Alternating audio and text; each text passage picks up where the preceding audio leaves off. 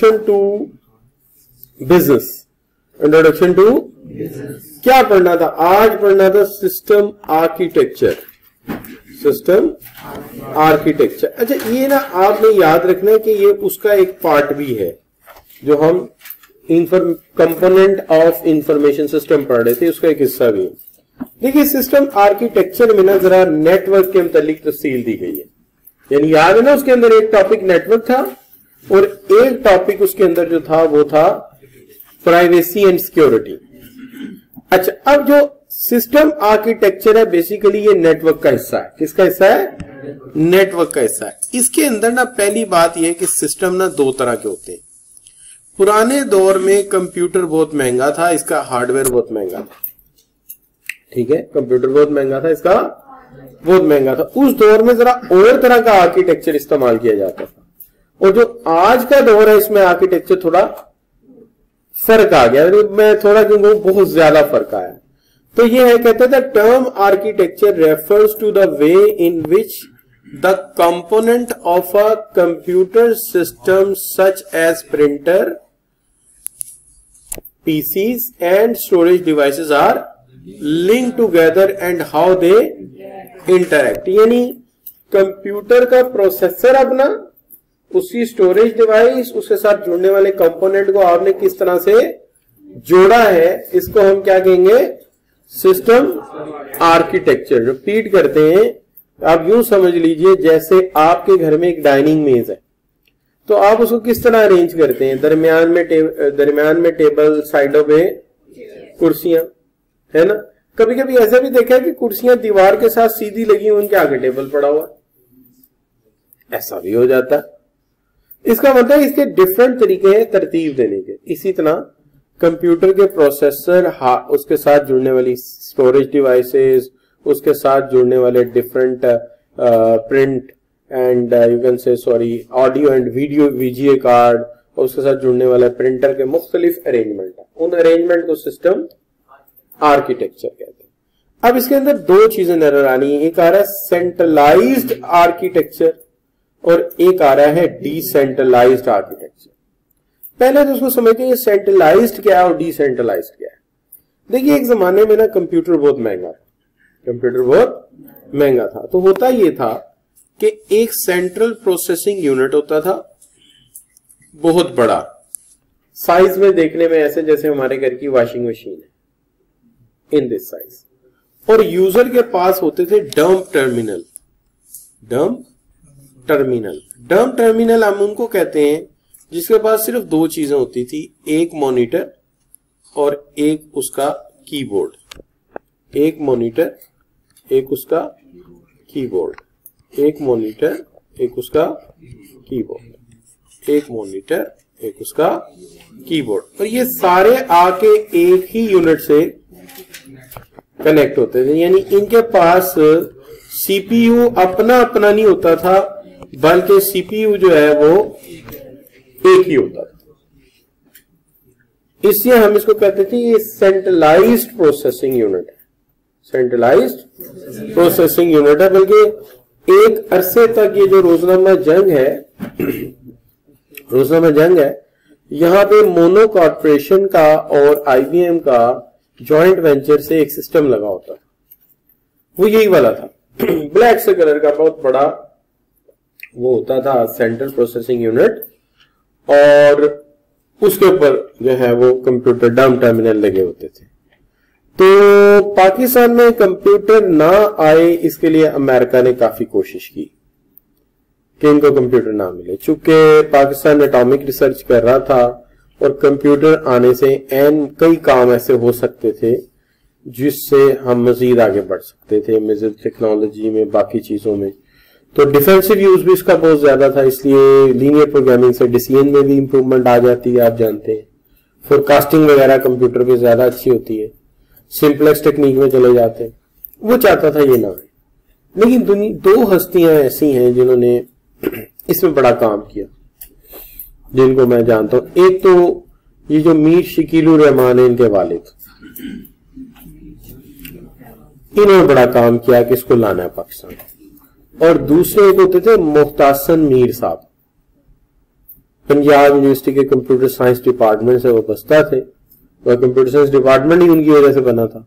तो ये 2 बंदे थे जिन्होंने इस पर बड़ा काम किया और इसको पाकिस्तान में लेके आए, और उन्होंने किसी न किसी तरह से सन 1960 की दहाई के बाद फौरन इसको पाकिस्तान में ले आए, और देन बच्चों को उन्होंने लर्निंग शुरू करा दी। फिर प्राइवेट इदारों ने काम शुरू कर दिए, उसमें NCCS जहां से मैंने MSc की थी पहली, तो ये सारे इदारे जो है इन्होंने बड़ा रोल प्ले किया था, तब ये पाकिस्तान में आए थे।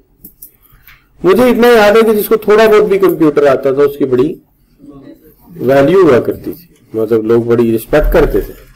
तो जब हार्डवेयर सस्ता होना शुरू हो गया तो जाहिर है छोटे कंप्यूटर भी चाहिए थे। तो जापान ने ये किया कि HP, हेल्बर्ट पैकर्ड वगैरह ने कंप्यूटर बनाने शुरू किए, तो उन्होंने इसका जो CPU है वो हर कंप्यूटर को इंडिपेंडेंट देना शुरू कर दिया। रही सही कसर ये हुई कि जनाब जो आपका जो आपका नेटवर्क रिसर्च है वो आगे बढ़ा, और दुनिया में विद द डिफरेंट कंपोनेंट्स की मदद से कंप्यूटर्स को नेटवर्क की शक्ल में कन्वर्ट कर दिया गया, और छोटे कंप्यूटर्स ने बड़े कंप्यूटर्स को रिप्लेस करना शुरू कर दिया, क्योंकि प्रोसेसिंग और स्टोरेज कैपेसिटी डिस्ट्रीब्यूट कर दी, यानी तकसीम कर दी। तो जो आपके मेन फ्रेम कंप्यूटर थे उनकी डिमांड कम होना शुरू हो गई।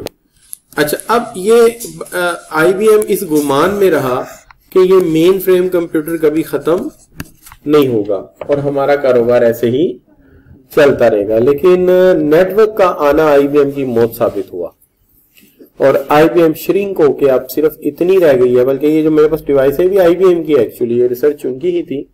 जापान की चाइना की लिनोवो कंपनी को इसे सेल कर दिया with it design, with its technology. चूंकि IBM इतने लॉस में चला गया तो उसके लिए फिर आगे प्रोडक्शन करना मुमकिन नहीं था। फिर जापानीज ने इसको थिंक पैड में कन्वर्ट किया, जो भी किया वो आगे चलता रहा, लेकिन बहरहाल ये है कि इससे नेटवर्किंग आ गई। लेकिन यहां जो बात इंपॉर्टेंट थी वो ये थी कि एक ऐसा यूनिट है जिसके पास अपना प्रोसेसिंग यूनिट नहीं है, वो सेंट्रल प्रोसेसिंग यूनिट से सारे के सारे अपने अपना काम ले रहे हैं, और दूसरा ऐसा है जहां हर कंप्यूटर के पास अपना प्रोसेसिंग यूनिट मौजूद है या प्रोसेसर मौजूद है, और वो अपनी अपनी प्रोसेसिंग अलग-अलग करते हैं। हाँ, डेटा की शेयरिंग वो करते हैं, ठीक है जी, और उसकी वजह से बड़े बड़े कंप्यूटर को छोटे कंप्यूटर से मिलके नेटवर्क बना के रिप्लेस कर दिया, जिसमें मेन फ्रेम कंप्यूटर तकरीबन खत्म कर दिया। अब सिर्फ बैंकों के पास होते हैं और बड़े बड़े इदारों के पास होते हैं। आपकी जो ATM वगैरह ये मेन फ्रेम से ही चलती है, क्योंकि इसकी हायरार्की जो है थोड़ी सी समझिएगा किसी वक्त। कंप्यूटर की जो तरतीब है इनमें ज्यादा फर्क, कंप्यूटर का ऐसा निजाम है जिनके पास एक ही प्रोसेसिंग यूनिट है और एक ऐसा है जिसके पास अपने अपने। अब यहां से पढ़ो जरा कि ये क्या लिखा है, ऐसा ही लिखा है, पढ़ते हुए देखते हैं।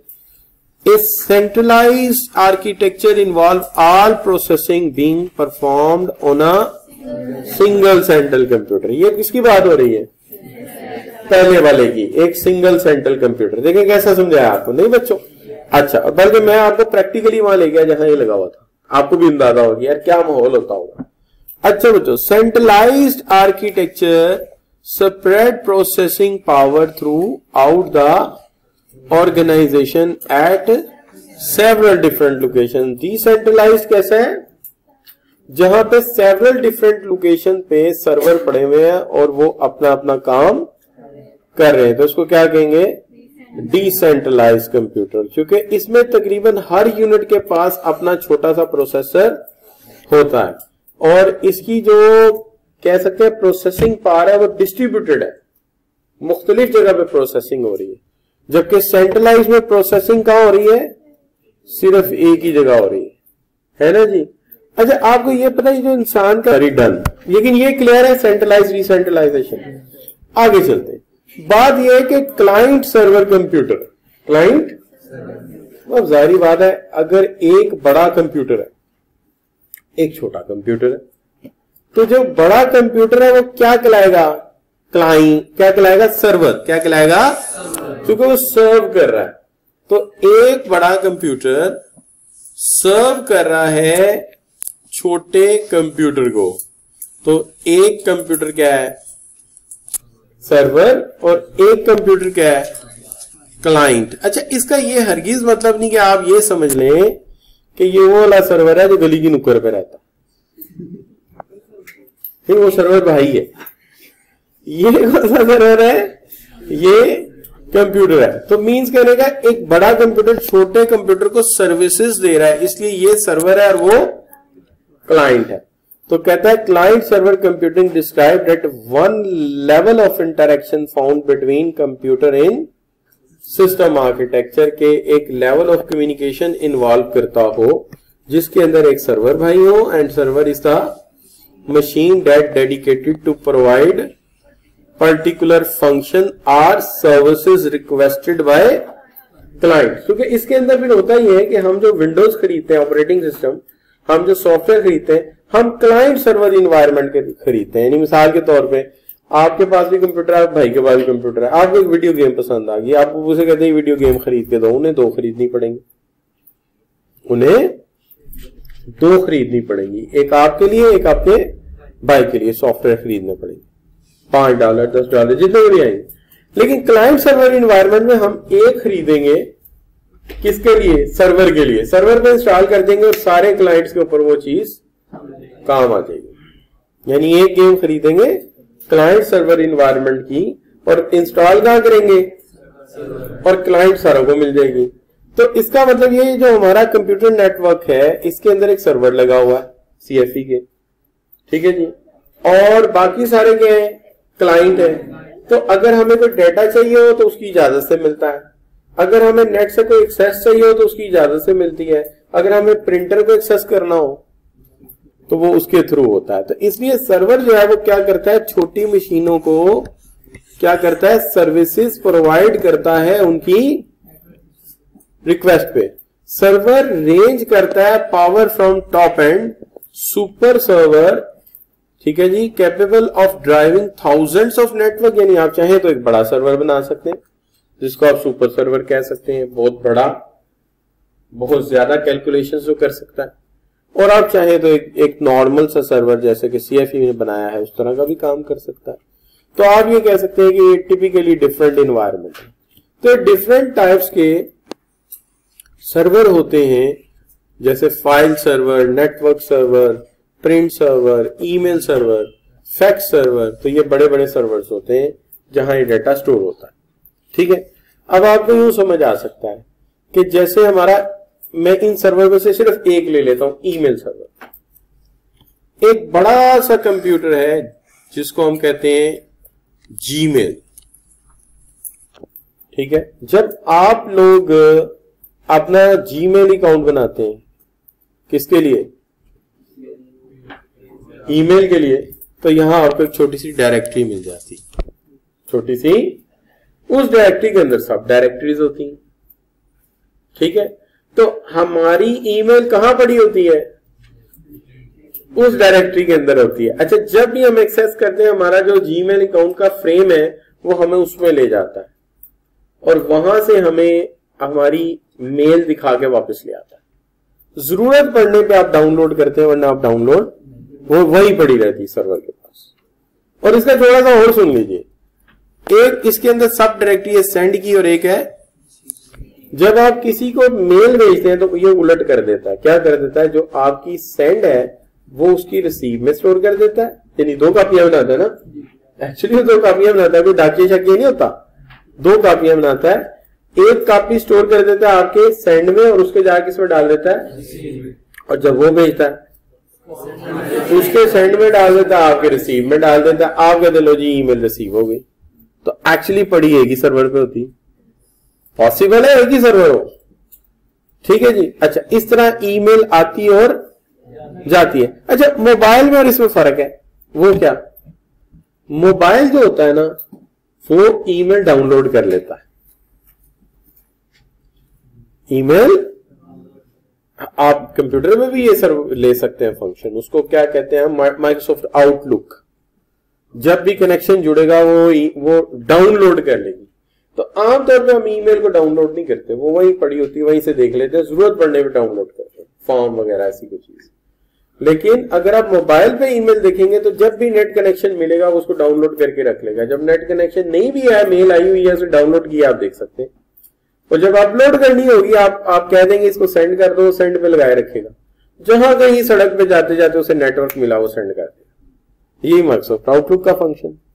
क्लियर बच्चों? तो ये सर्वर है। अच्छा, अब बात सर्वर तो इस तरह के हैं। अब बात सर्वर ऐसे हैं जहां म्यूजिक फाइल पड़ी हुई है, जब आप एक्सेस करते हैं अपने यूट्यूब पे।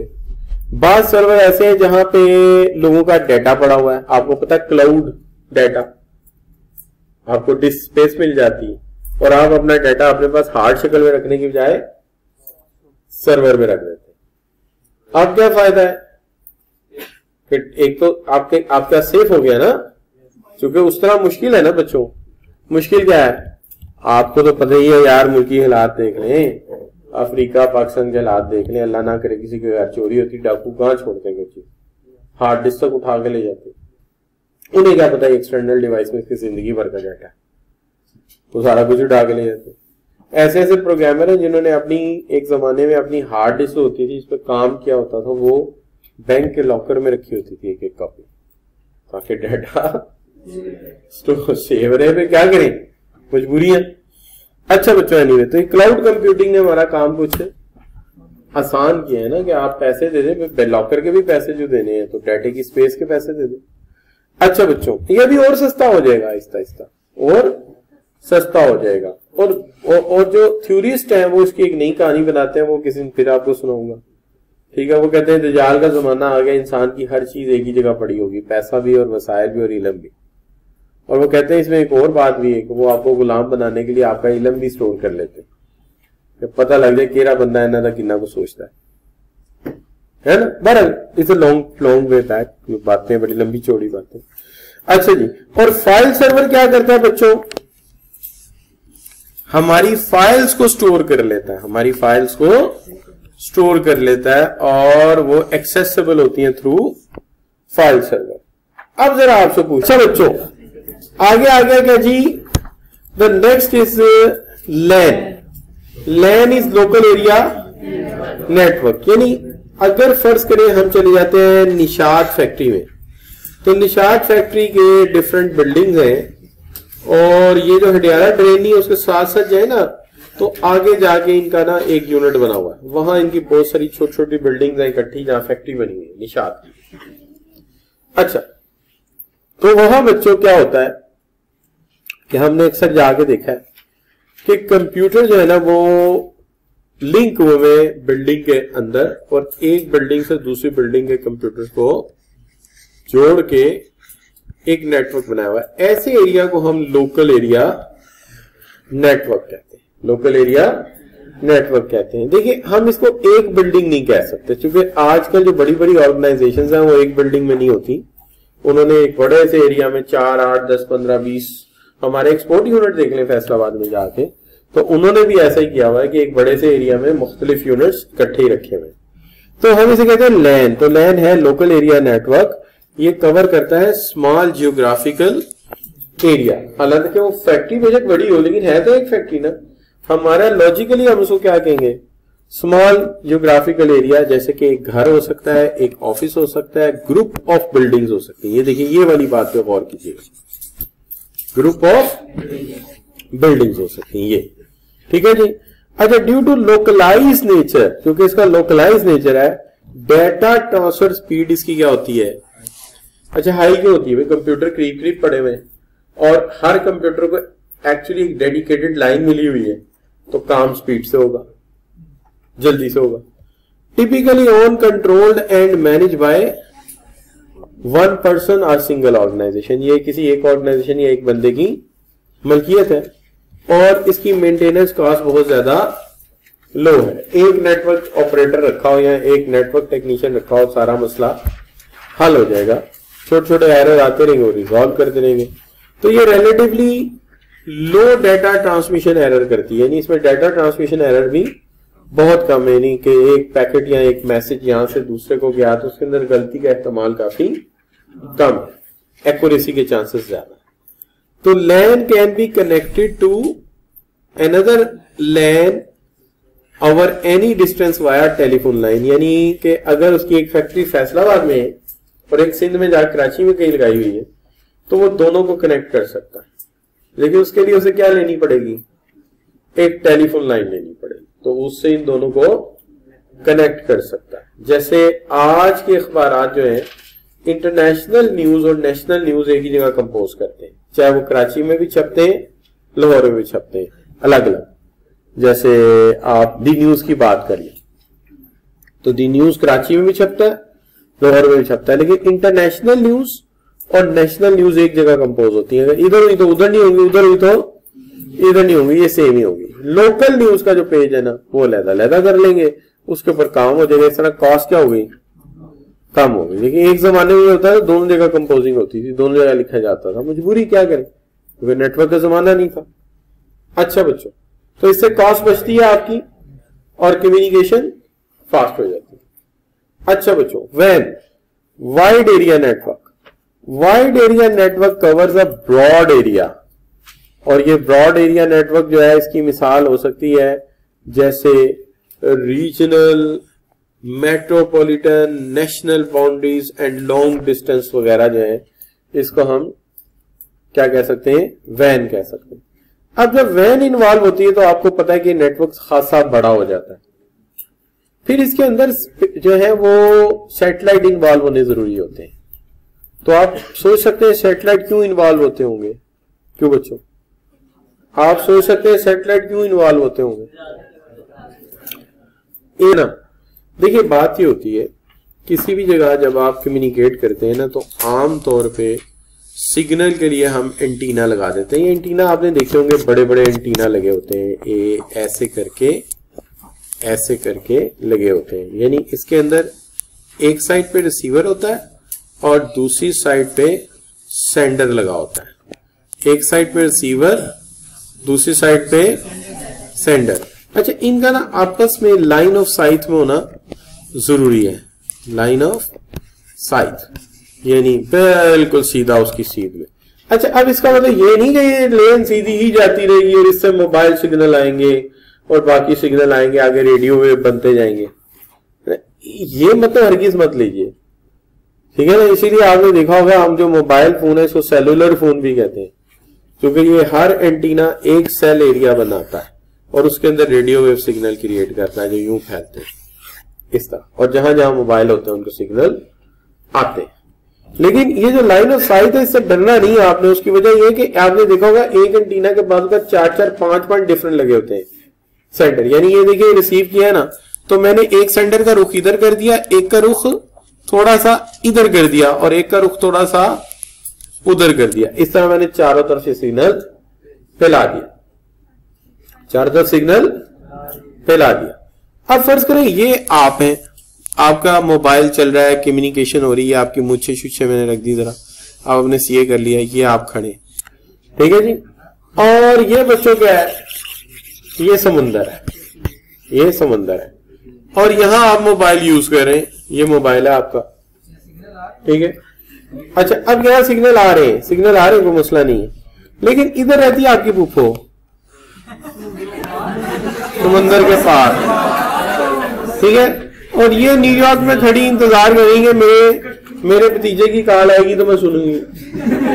अच्छा, अब मसला ये कि ये कॉल कैसे जाए, अब बताएं कैसे जाएगी। ये एंटीना यहाँ कोई अगरमच्छ पकड़ के खड़ा हो तो फिर ही जाएगी ना, सॉरी मगरमच्छ पकड़ के खड़ा होगा तब ही जाएगी ना, क्या हाल है। तो मगरमच्छ ये ड्यूटी अंजाम देने को तैयार नहीं है, लिहाजा क्या करना पड़ेगा, एक सैटेलाइट के ऊपर ये सिग्नल भेज देंगे, वो सैटेलाइट यहां से एक सैटेलाइट एंटीना से कनेक्ट होगा, इस तरह उसकी एलएनबी लगी होगी, उस एलएनबी से सिग्नल चला जाएगा सैटेलाइट को, और ये कंसेंट्रेटेड होता है। कंसेंट्रेटेड का मतलब जितना आगे जाएगा उतना एक पॉइंट पे मरकूज होता जाएगा, और वही फिर आगे सिग्नल इधर भेज देगा, ठीक है। और यहां पे भी ग्राउंड के ऊपर जो है एक सैटेलाइट लगा होगा एंटीना, और वो यहां से सिग्नल रिसीव करके और ये पुप्पो तक पहुंचा देगा।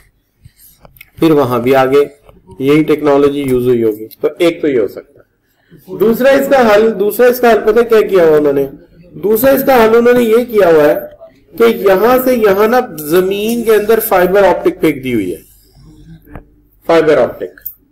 अब ये जो फाइबर ऑप्टिक होती है इसके अंदर आम तौर पे मेटल नहीं होता। मेटल क्या होता है इसके अंदर, शीशा, लाइट पार्टिकल्स ट्रेवल करते हैं, ठीक है ना। इसके अंदर आप देखो हमारे घरों में एक डेकोरेशन पीस होता था, इसके नीचे लाइट जलती थी ग्रीन रेड और ऊपर तारे सी लटकी होती थी प्लास्टिक की और ऊपर लाइट आती थी, कभी रेड कभी ग्रीन, जस्ट लाइक दैट, बिल्कुल वही चीज है। इस तरफ एक एलईडी लगी हुई है, वो सिग्नल रिफ्लेक्ट करती है और इधर एक रिसीवर लगा हुआ वो रिसीव कर रहा है और उससे 0101 बन रहे हैं तेजी से, तो इससे कम्युनिकेशन हो रही है। इसी तरह फिर इधर से एक एलईडी लगी हुई है, लाइट एमिटिंग डायोड लगा हुआ है, लाइट एमिटिंग डायोड लगा हुआ है, वो इधर से लाइट एमिट कर रहा है और इधर से रिसीव किया जा रहा है। या फिर ये टेक्नोलॉजी है, दोनों में से कोई टेक्नोलॉजी यूज होती है जिससे एक समुंदर पार चली जाती है, तो इसको हम कह देते हैं। इसलिए यहाँ पे जब आप वाइड एरिया नेटवर्क पे आते हैं तो बीच में सैटेलाइट भी इन्वॉल्व हो जाते हैं और बीच में जो है वो फाइबर ऑप्टिक भी इन्वॉल्व हो जाती है। ये देखिए तार सी बनी हुई है, ठीक है, इस तरह कम्युनिकेशन होती है। बात जी बिल्कुल बिल्कुल। तो अब बच्चों बात आ गई, data transfer speed are much lower. क्यों लोअर होगी इसके अंदर?